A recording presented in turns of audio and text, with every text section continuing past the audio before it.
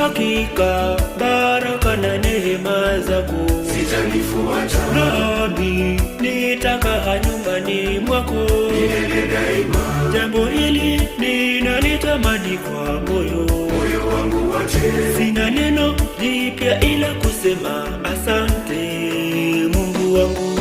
Ninashukuru Mungu, ninashukuru Bwana kwa kunipenda mimi bila mwisho.